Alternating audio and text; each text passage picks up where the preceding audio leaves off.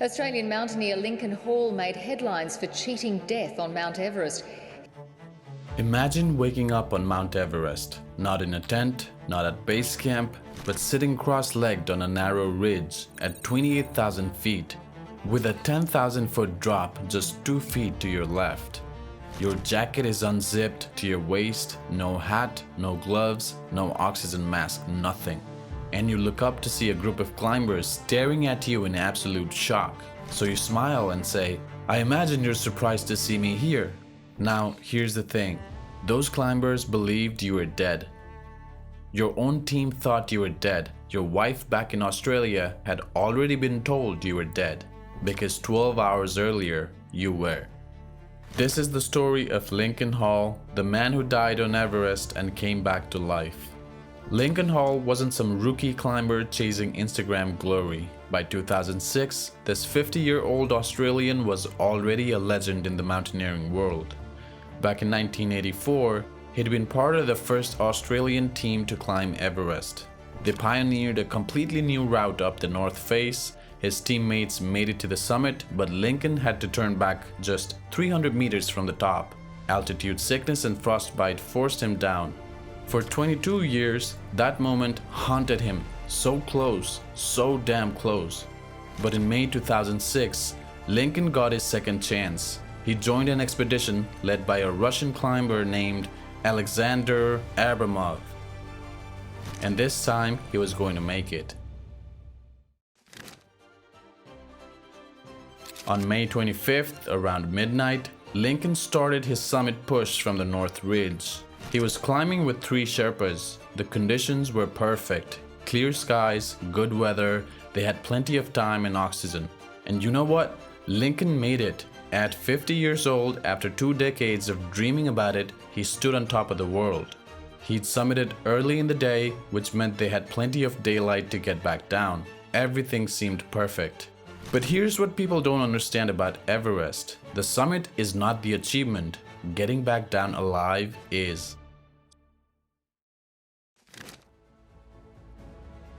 Somewhere around 8,700 meters, that's about 28,500 feet, on the way down, Lincoln started feeling strange. At first, it was subtle, a little confusion, moving slower than normal. His Sherpas noticed but figured he was just tired. I mean, the guy had just summited Everest at age 50. But then, Lincoln collapsed. He'd stand up, take a few steps, and collapse again. Each time, he thought he was just taking a short break. But these weren't breaks. He was losing consciousness for long periods. What Lincoln didn't realize was that cerebral edema was setting in.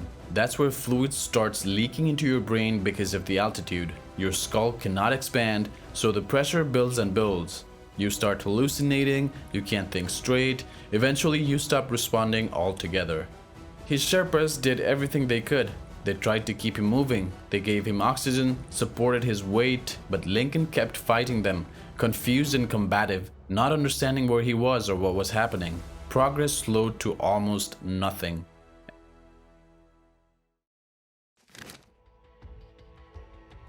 As the sun started to set, they were still high on the mountain, way too high, and Lincoln collapsed again. This time, he did not get back up.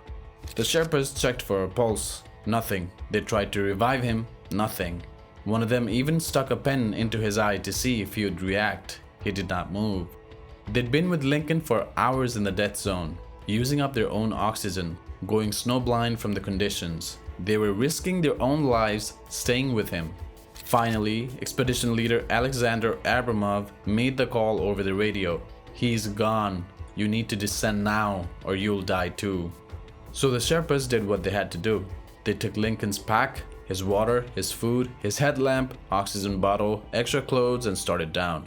I mean, what use were they to a dead man, right? They left him sitting there on the ridge and descended to save themselves.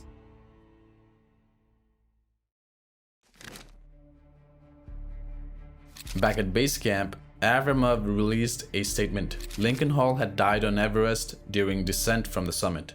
The news spread fast. Mountaineering websites, news media around the world, and eventually the phone call every climber's family dreads. Lincoln's wife, Barbara, back in Australia got the call. "Your husband is dead." She had to tell her two sons, Dylan and Dorothy, your father is not coming home. Around the world, people who knew Lincoln mourned. He'd written 5 books, founded the Australian Himalayan Foundation, been awarded the Medal of the Order of Australia. He was a respected author, adventurer, and speaker.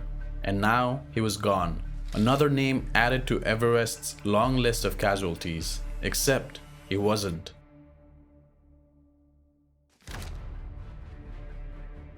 That night, Lincoln Hall experienced something he'd later describe as the first 2 stages of the Buddhist understanding of death. He felt death like a grey cloak being draped over him, welcoming, not scary, just the next phase. But something in Lincoln, call it stubbornness, call it survival instinct, call it whatever you want, decided to take off that cloak, to face the cold instead. He used yoga breathing techniques he had learned, Buddhist meditation practices. His consciousness was tripping out in hallucinations, but some part of him stayed anchored, kept his body functioning. The temperature that night dropped to minus 25 degrees Celsius. That's cold, but not as cold as it can get up there. If it had been colder, Lincoln would have frozen solid.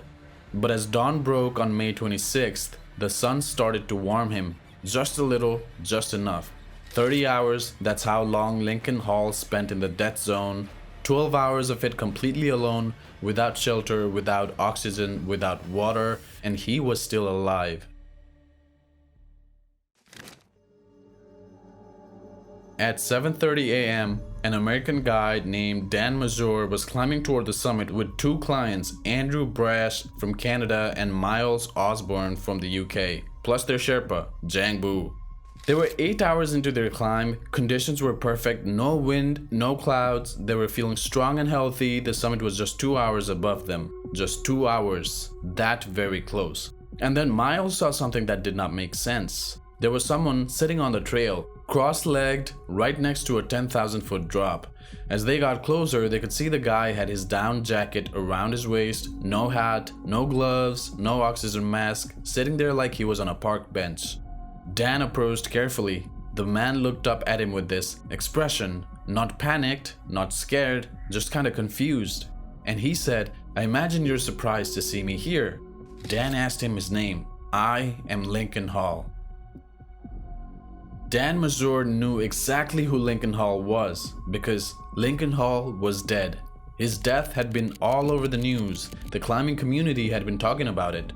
But here he was, alive, hallucinating, yes, hypothermic and frostbitten, absolutely, but alive. Lincoln thought he was on a boat. He kept trying to get off, which was extremely dangerous given that drop right next to him. Dan and his team immediately tied Lincoln into their climbing rope for safety, got his jacket back on, his hat, his gloves, gave him their oxygen, their food and their water. Then Dan radioed down to Abramov's team at base camp. Finally, someone responded on the radio, and the first thing they said was, "You mean he's still alive?" "Yeah," Dan said. "He's alive, he's talking, he's moving around, and he needs a rescue. You guys need to come up here right away." Now, put yourself in Dan Mazur's position for a second. You've spent years preparing for this, months training, thousands of dollars, you're guiding 2 clients who paid huge amounts of money for this experience, and you're just 2 hours from the summit of Mount Everest. 2 hours. The weather is perfect, you're feeling strong, the summit is right there. But there's a dying man at your feet, and the rescue team is going to take hours to arrive. What do? Dan looked at Miles, Miles looked at Andrew, they all knew what they had to do. Miles said it out loud, "I cannot leave him here." At that moment, 3 men's dreams of summiting Everest died so that Lincoln Hall could live. They stayed with him for 4 hours at 28,000 feet, using up their own oxygen, their own supplies, watching the weather, hoping it would hold. When the rescue team of 12 Sherpas finally arrived, Dan and his team turned around and descended. No summit, no glory, just the knowledge that they'd saved a man's life. Dan Mazur later said something that gives me chills every time. The summit is still there, and we can go back. Lincoln only has 1 life. The rescue itself was unprecedented in scale. 12 Sherpa guides, a Russian doctor at the North Pole waiting to treat him, coordinators managing logistics from multiple camps, and Lincoln, still confused, still hallucinating, but somehow able to walk. It took 11 hours to get him down 2 miles to safety. 11 hours of stumbling down the mountain, supported by Sherpas, his brain still swollen, his body shutting down, but his legs somehow keeping him moving. By the next day, he had made it to advanced base camp. He was suffering from severe frostbite and still recovering from the cerebral edema, but he was alive. He eventually lost the tips of his fingers and one toe to frostbite, small price for surviving the impossible. Now here's what makes this story even more powerful. Just 10 days earlier, another climber named David Sharp had died on Everest. He'd been found alive but unconscious near Green Boots Cave, and over 40 climbers passed him on their way to the summit. Nobody stopped to help. David Sharp died alone while people stepped over him to reach the top. But Lincoln Hall, he was conscious, he could communicate, he could walk with assistance, and most importantly, he had Dan Mazur. 3 men who made a choice that day, a choice that cost them everything they'd worked for but saved Lincoln's life.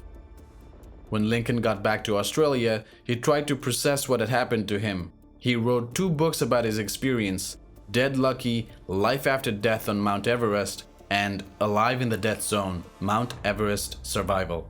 His story was featured in documentaries on NBC, National Geographic, and the show I Should Not Be Alive.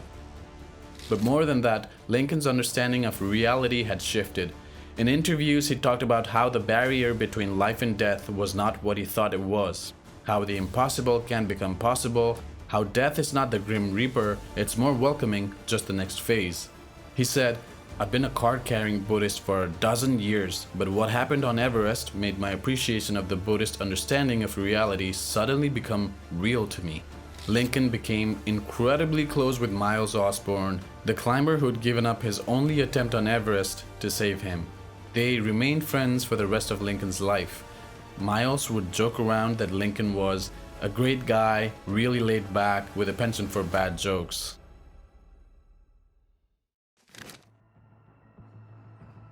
So how did Lincoln Hall survive? Medical science can't really explain it. Spending a night alone at 28,500 feet, without oxygen, without shelter, without water, in minus 25-degree temperatures, that should not be possible, period. Lincoln himself did not know what turned it around. He credits his Buddhist meditation practices, his yoga breathing, some internal spark that refused to give up. But maybe it's simpler than that. Maybe Lincoln Hall survived because 3 men decided that reaching the summit was not worth walking past a dying human being. Maybe he survived because Dan Mazur, Miles Osborne, Andrew Brash, and Jangbu Sherpa believed that every life has value, even if it costs you your dreams. Maybe he survived to show that sometimes the impossible happens, sometimes dead men wake up, sometimes humanity wins. Look, if stories like this resonate with you, if you think more people need to hear about moments when humanity wins over ambition, then do me a favor.